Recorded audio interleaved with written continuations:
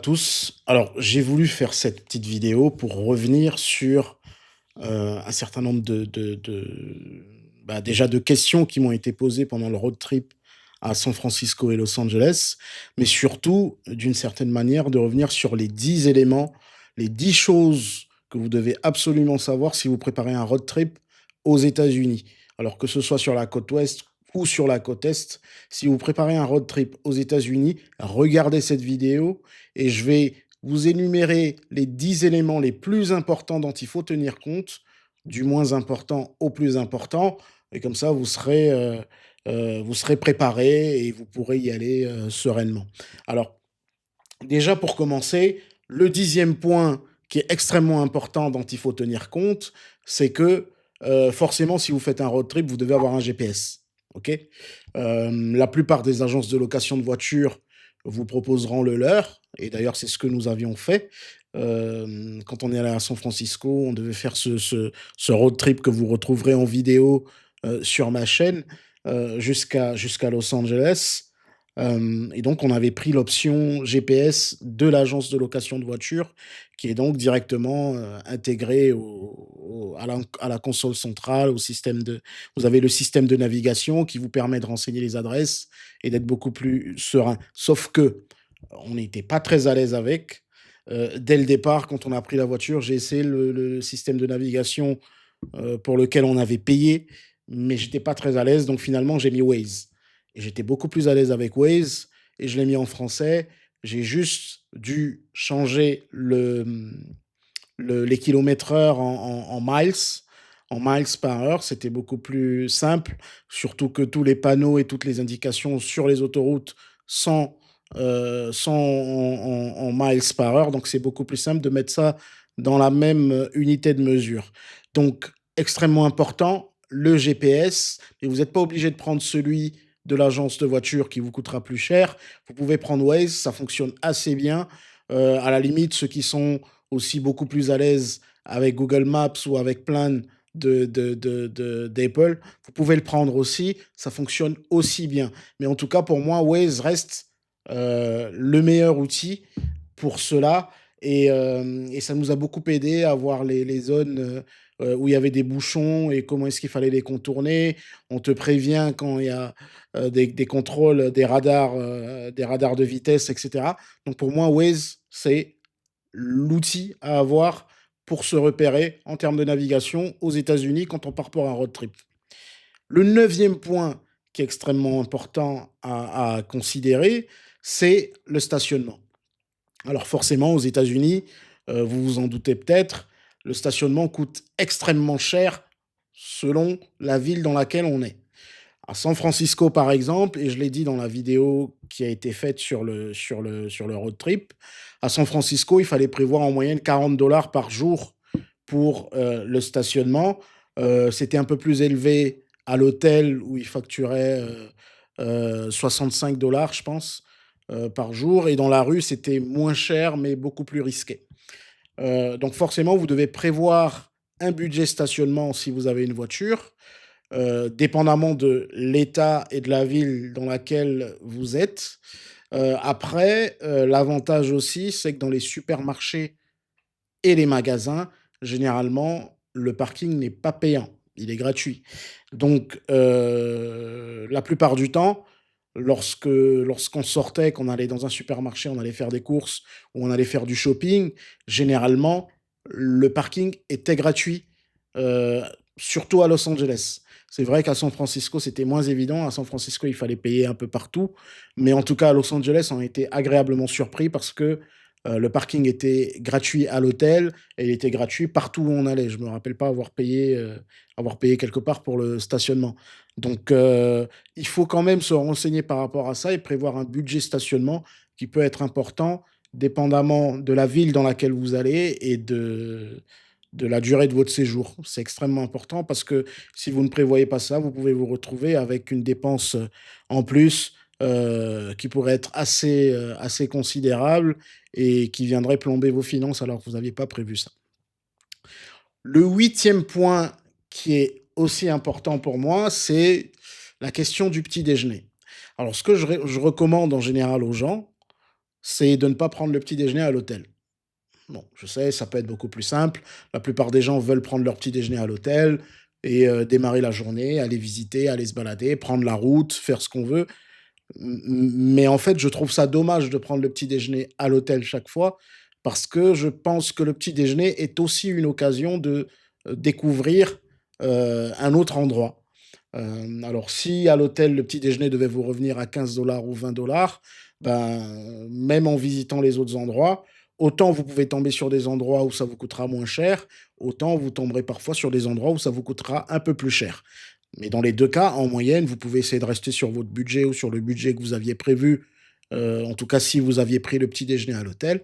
Mais c'est beaucoup plus important, c'est beaucoup plus intéressant de découvrir de nouveaux endroits. Si vous y allez pour 10 jours dans votre road trip, ça fera 10 endroits que vous aurez découverts, pour le petit déjeuner et je vous assure que à San Francisco, par exemple, ça nous a beaucoup aidé parce qu'on a découvert un endroit où j'ai mangé les meilleurs pancakes de ma vie. Et si on avait pris le petit déjeuner à l'hôtel, qui était déjà beaucoup plus cher, j'aurais jamais découvert cet endroit. Donc du coup, chaque fois que je voyage, je préfère sortir pour prendre le petit déj et ça me permet de changer, de découvrir autre chose.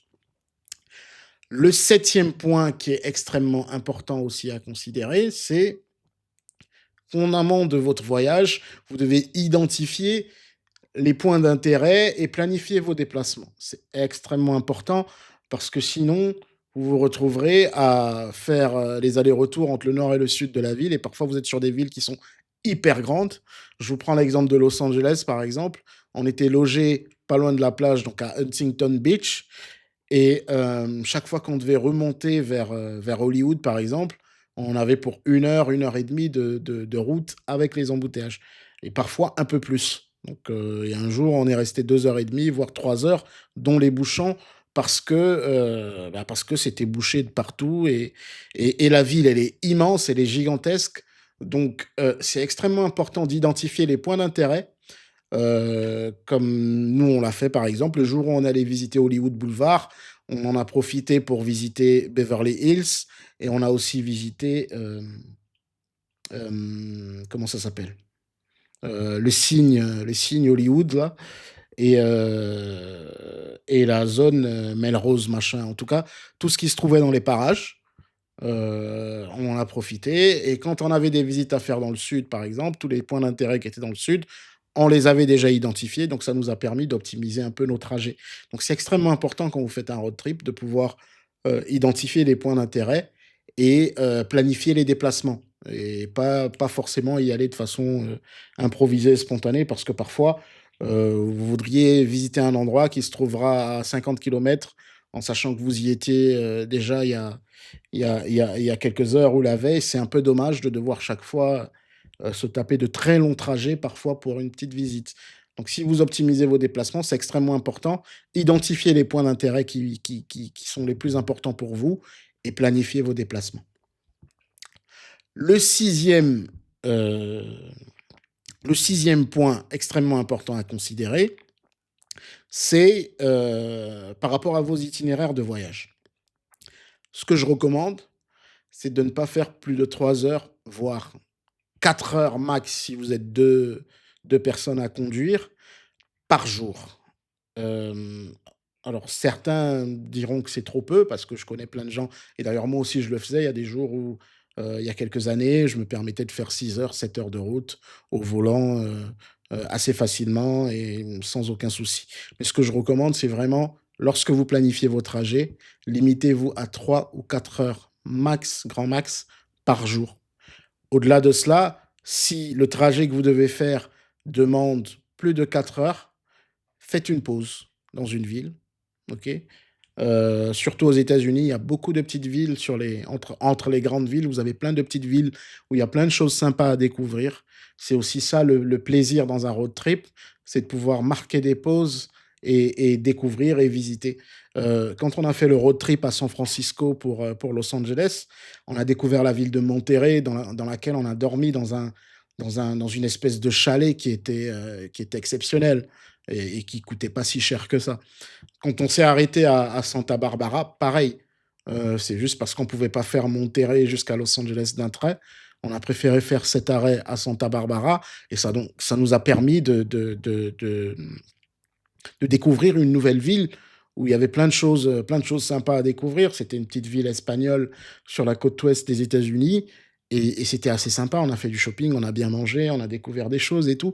Donc, moi, ce que je recommande, c'est de pas faire plus de 3 heures. Si sur votre map, vous vous rendez compte que pour aller d'un point A à un point B, vous avez besoin de 5 heures ou 6 heures de route, faites 3 heures, marquez une pause et repartez le lendemain, reprenez la route le lendemain pour continuer vers votre destination suivante, c'est extrêmement important.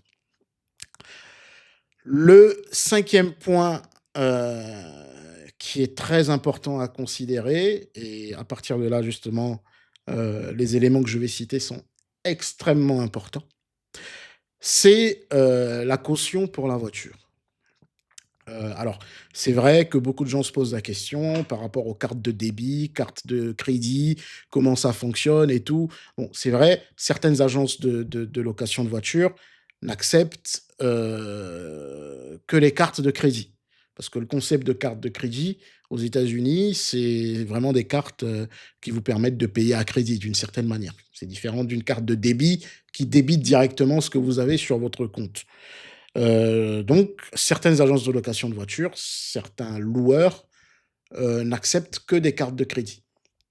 Mais après, vous pouvez vous renseigner, heu, au moment de la location, avant d'arriver aux États-Unis, pour être sûr déjà que votre carte de débit soit acceptée et deuxièmement, pour connaître le montant de la caution qui sera, bloqué sur votre carte, pour ne pas avoir de mauvaises surprises.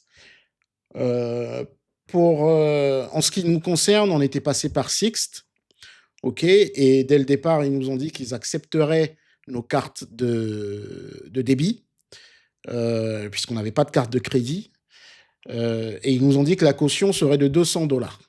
Donc on a accepté naturellement, cette caution de 200 dollars qui était, inférieure à ce qu'on pouvait lire un peu partout sur internet.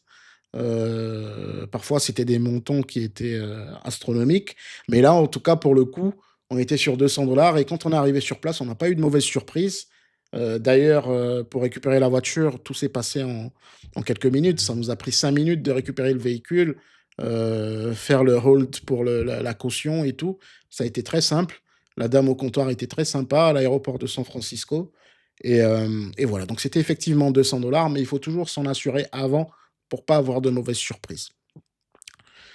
Le quatrième point qui est extrêmement important lorsque vous faites un road trip aux États-Unis, c'est d'être bien préparé par rapport aux formalités que vous aurez à l'aéroport. C'est vrai qu'il y a beaucoup de je vois beaucoup de contenu par rapport à ça, notamment sur les réseaux sociaux. Il y a beaucoup de gens qui flippent par rapport à au contrôle à l'arrivée aux États-Unis. Mais en fait, il y a qu'une seule règle, en fait. Quand vous arrivez aux États-Unis et qu'on vous pose des questions au niveau du contrôle, il faut juste dire la vérité, c'est tout. À moins que vous ayez quelque chose à vous reprocher, généralement ça se passe très bien. Moi, je suis allé aux États-Unis plusieurs fois, j'ai jamais eu le moins de problèmes. La dernière fois qu'on est allé, il y a 2 mois, quand on est allé à San Francisco, à l'atterrissage, au contrôle, je crois qu'on est resté, allez, je dirais, pas plus de 2 minutes, voire moins, je pense que 2 minutes même c'est trop. 1 minute à peu près. Le monsieur nous a demandé, pour combien de temps on était là. Est-ce qu'on allait rester à San Francisco ou aller ailleurs? On lui a dit qu'on était là pour un road trip jusqu'à Los Angeles. Il nous a demandé si on transportait de la bouffe ou de la boisson. Ça, c'est une question qu'ils posent toujours et il faut pas mentir parce qu'ils savent ce qu'il y a dans vos bagages. OK? Et puis, dernière question, je crois que c'était par rapport à, l'argent, si on avait de l'argent sur nous, est-ce qu'on avait des cartes de crédit et cetera. Donc il nous a posé 3 4 questions, ça a duré, moins d'une minute et il nous a dit: «Bon séjour» et puis on est passé. Donc il y a pas eu d'embrouille, et en fait, chaque fois que je suis allé aux États-Unis, ça s'est passé plus ou moins de la même manière. Ça a toujours été, quelques questions en 20 secondes, très rapidement, ensuite on me demande de passer. Donc, juste dites la vérité, dites ce pourquoi vous êtes là. Si vous avez un onglet boiteux, c'est pas grave, ils savent que vous êtes pas, Vous n'êtes pas américain quand ils voient votre passeport. Ils voient que c'est un passeport étranger, donc il y a pas de honte à avoir par rapport à ça. Dites les choses clairement et puis voilà, pas de stress à avoir par rapport à ça. Parce que c'est important que je soulève ce point, parce que si vous stressez ou vous mentez ou vous titubez, vous commencez à dire n'importe quoi, vous éveillez leurs soupçons et vous risquez de rester là-bas très longtemps. Ils peuvent vous garder 3, 4 heures, voire plus, et vous interroger s'ils ont la moindre suspicion par rapport à quelque chose. Donc, il faut faire très attention à ce point et juste être franc avec eux. Le troisième point qu'il faut considérer quand on fait un road trip aux États-Unis, c'est les cautions pour les hôtels. Alors ça, c'est extrêmement important parce qu'on a eu une mauvaise surprise à San Francisco. Le premier hôtel qu'on avait réservé, qui s'appelle, enfin, je me rappelle plus du nom, mais je vous mettrai en dessous là, le nom de l'hôtel. N'y allez surtout pas et évitez ce genre d'hôtel. Ce que j'appelle ce genre d'hôtel, c'est les hôtels qui vous réservent de mauvaises surprises. Alors déjà, il faut savoir que sur le site et au moment de la réservation, c'était annoncé qu'il y avait une caution de 150 $ à payer. Donc nous, on arrive, on était là pour 5 nuitées et bah, le réceptionniste, il nous explique qu'il fallait payer, enfin pas payer, mais qu'il devait retenir 100 $ par nuitée. Donc 500 $ au lieu de 150. Donc déjà là, ça fait mal parce qu'on n'avait pas prévu ça sur notre budget. On n'avait pas prévu qu'il y aurait 500 $ qui seraient bloqués. En plus, pour débloquer ce genre de montant, généralement, sur nos banques, ça nous prend énormément de temps. Donc déjà, mauvaise surprise à ce moment-là. Donc on est un peu énervé quand on fait le check-in et qu'on s'installe dans la chambre. Ensuite, entre parenthèses, autre mauvaise surprise, la même nuit, la première nuit, incendie dans l'hôtel. Donc on nous réveille à 4 heures du matin pour, nous demander d'évacuer l'hôtel. Il a fallu sortir et tout. Il y avait les pompiers, bref. On est resté 15 minutes dehors. Ensuite, on nous a demandé de repartir à l'intérieur. Hem, mais ce n'est pas tout. Ce n'est pas tout parce que, ensuite, au moment du check-out, ils nous ont facturé ce qu'ils ont appelé les amenity fees à hauteur de 268 $. Je m'en rappelle toujours parce que ça m'avait quand même, ça faisait mal à la poche. Parce que ça, encore une fois, je l'avais pas prévu. Donc j'avais, des espèces sur moi. On a dû sortir 268 $ à payer en plus de tout ce qu'on a payé pour la chambre, hein, parce que la chambre déjà elle était pas donnée. Donc en plus de ce qu'on avait payé pour la chambre, on a été obligé de payer 500 $ de caution, 268 $ d'amenity fees. Ça, globalement, ils vous facturent, les équipements, enfin même si vous les utilisez pas, donc le fait qu'il y ait une piscine, qu'il y ait ceci, qu'il y ait cela, bon enfin bref. C'est ce qu'on a dû payer en plus. Et pour info, les 500 $ qu'ils ont bloqués en termes de caution, on les a récupérés, plus d'un mois après. Donc on était au Maroc à ce moment-là, heu, mais c'est beaucoup plus tard qu'on les a récupérés. Donc et il a fallu faire des réclamations, on a contacté l'hôtel, contacté la banque et cetera. Donc ça n'a pas été facile. Mais en tout cas, il faut prévoir ses cautions. On n'a pas eu le même problème dans les petites villes dans lesquelles on passait parce qu'en plus les cautions étaient, de montants beaucoup moins élevés. À Monterrey, Santa Barbara, je crois que c'était 25 $ ou quelque chose de ce genre. Et à Los Angeles, je crois qu'on avait payé 100 $ ou 150 $, je ne me rappelle plus, quelque chose comme ça. Donc il faut faire très attention et il faut prévoir. Si vous faites un road trip et que vous avez prévu aller dans je sais pas 5, 6 hôtels pendant votre road trip, vous devez vous renseigner auprès de ces hôtels, appelez-les s'il le faut et demandez-leur clairement, heu, à combien s'élève la caution. Sinon, ça pourrait être lourd sur votre carte de crédit et vous pourrez, facilement vous retrouver avec 1 000 $ de retenue, sur votre carte de crédit que vous ne pourrez pas utiliser. En tout cas ces 1 000 $ vous ne pourrez pas les utiliser. Le deuxième élément qui est extrêmement important, donc qui est l'avant-dernier de la liste de ces 10 éléments importants à considérer quand on fait un road trip, c'est le code de la route. Donc forcément, vous vous en doutez, aux États-Unis, il y a quand même des spécificités sur le code de la route. Mais parmi ces spécificités, il y a des éléments qu'il faut absolument maîtriser avant de prendre la route aux États-Unis. Déjà, forcément, moi, je vous recommande d'avoir un permis international, OK? Même si votre permis est reconnu là-bas, vous pouvez tomber sur un policier qui soit intransigeant et qui vous complique les choses. Nous, on avait fait notre permis nos 2 permis internationaux, assez rapidement, donc ça a été très simple, et donc on était protégés à ce niveau-là. Donc je vous recommande premièrement de faire votre permis international.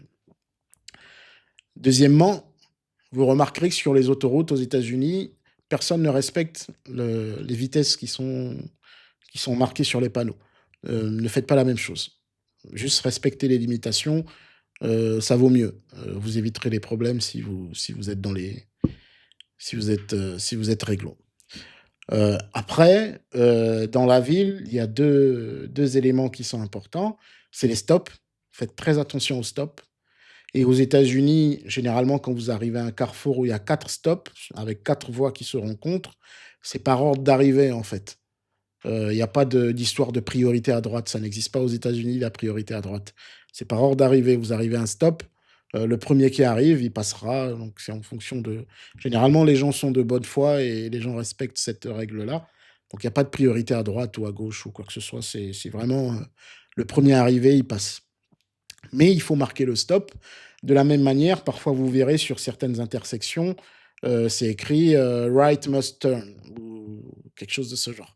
Ça veut dire que sur cette voie-là, quand vous arrivez et que vous êtes sur la voie de droite, vous devez obligatoirement tourner à droite. Vous ne pouvez pas être sur la voie de droite et chercher à aller tout droit, ou être sur la voie de droite et chercher à tourner à gauche. Ça, s'il y a un policier qui vous voit faire ça, il vous prend tout de suite et c'est une amende. OK? Voire pire. Donc, quand vous voyez le right must turn ou quelque chose de ce genre, ou you must turn right ou un truc comme ça, tournez à droite. Si vous êtes sur la voie de droite, tournez à droite. Ensuite, vous retrouverez votre route si vous vous êtes trompé. Mais en tout cas, tournez à droite. N'essayez pas de faire le malin comme on le fait parfois en France ou au Maroc et tout. Non, tournez à droite. Euh, Extrêmement important aussi, les bus scolaires. Faites très attention aux bus scolaires.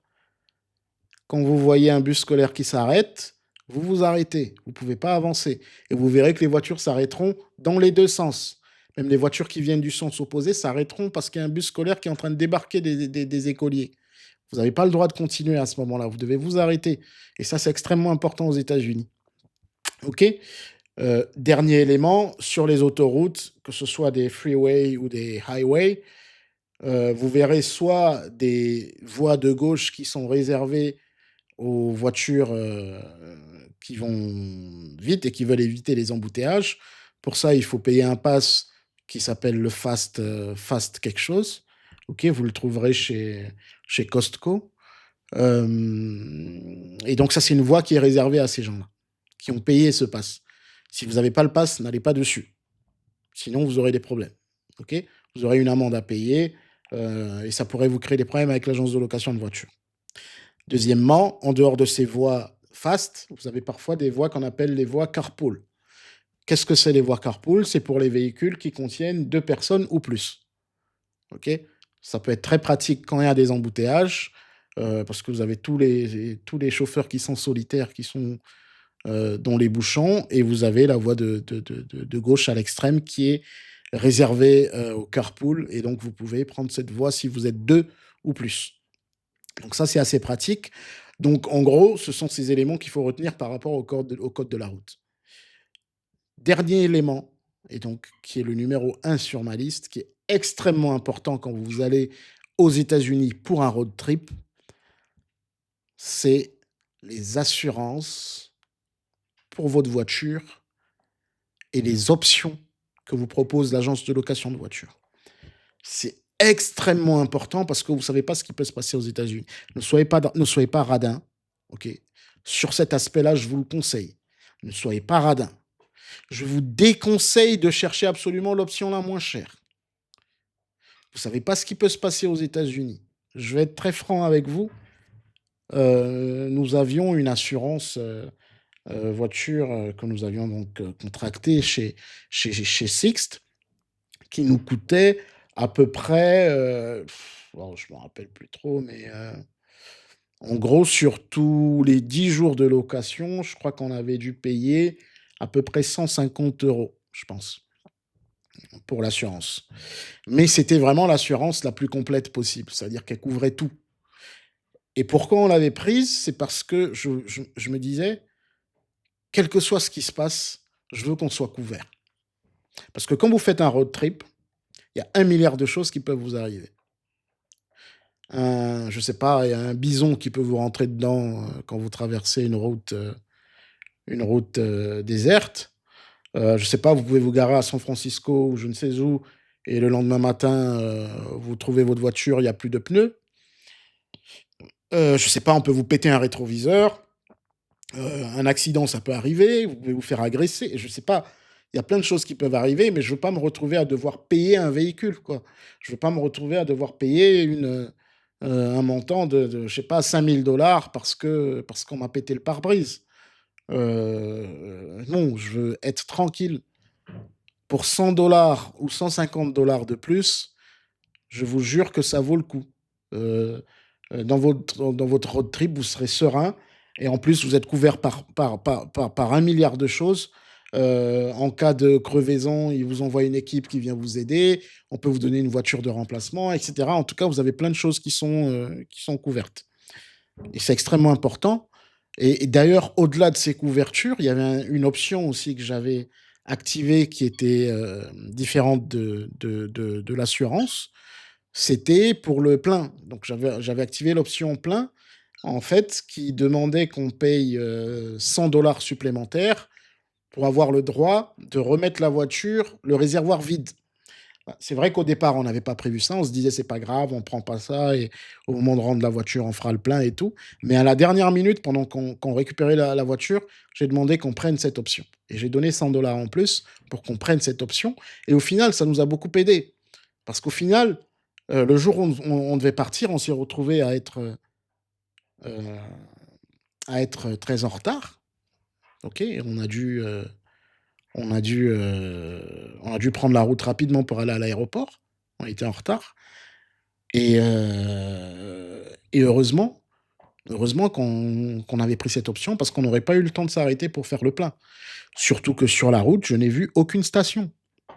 Aux États-Unis, parfois quand vous êtes sur des freeways et tout, vous verrez pas de station sur les freeways. Généralement, pour avoir une station-service et faire le plein, il faut sortir de l'autoroute et aller dans une ville pour faire le plein et ensuite revenir. Et donc on n'avait pas forcément ce temps-là. On a rendu le véhicule, le réservoir vide, mais comme on avait pris cette option, ça nous a bien aidé. Donc c'est extrêmement important de prendre ça. Et on avait vérifié avant de voyager, que tout notre trajet n'intégrait pas de péage. Donc on n'a pas pris le pass pour les péages, mais si vous avez prévu visiter des parcs ou traverser des zones à péage, c'est toujours mieux de prendre les passes que vous proposent les agences de location. Comme ça, vous serez tranquille. Donc voilà un peu, j'ai essayé de faire le tour de des options et des éléments qui sont extrêmement importants à considérer quand on fait un road trip aux États-Unis. Hem, Si vous avez d'autres questions, n'hésitez pas à me les poser en commentaire de cette vidéo et je vous répondrai. Et sinon, ben, je vous souhaite bon voyage. N'oubliez pas de vous abonner et restez à l'affût pour les prochaines vidéos. Merci. Ciao.